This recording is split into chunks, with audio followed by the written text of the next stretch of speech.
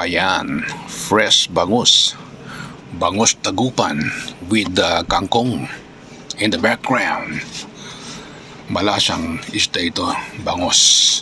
At syempre, suwahe, also known as hipon or sugpo in Tagalog. Sibuyas, kamatis at luya. Magandang araw ng Martes mga Lods. Welcome sa isa na namang edisyon ng ating food tripping segment. Siyempre, dito lamang sa cooking show, Pinoy Foodie. At ang ating recipe for today ay sinigang na bangos sa hipon. Okay? Dalawa ang bida natin dito sa recipe ito. Walang iba kundi ang bangos at ang suwahe, also known as hipon or sugpo in Tagalog.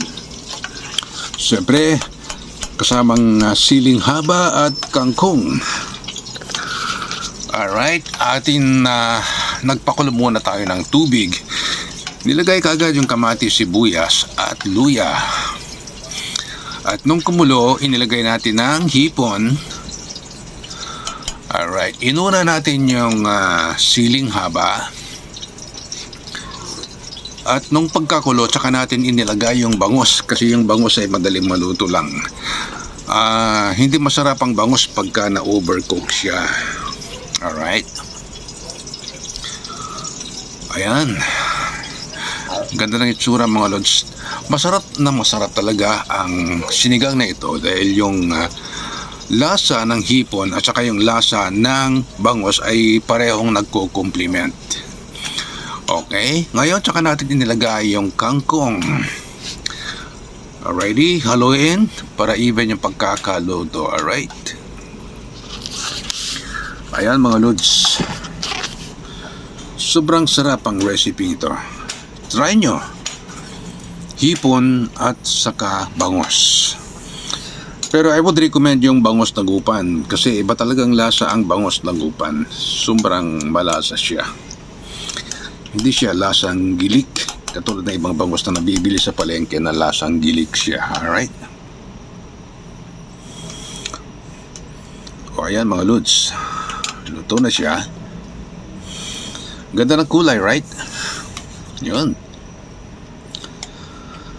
At ayun, enough cook agad yung apoy para hindi siya masyadong ma-overcook at hindi papangit ang lasa. Alright, ng sabaw.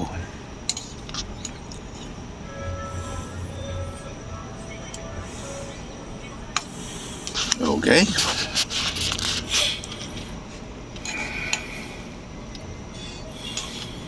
Ayan.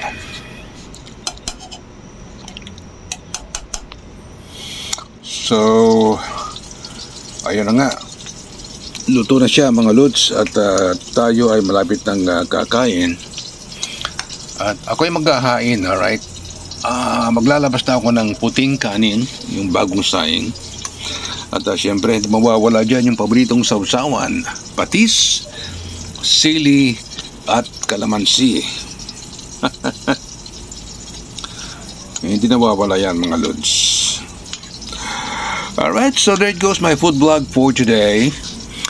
Siyempre, dito lamang sa food tripping segment, cooking show, Pinoy Foodie, sinigang na hipon at bangos.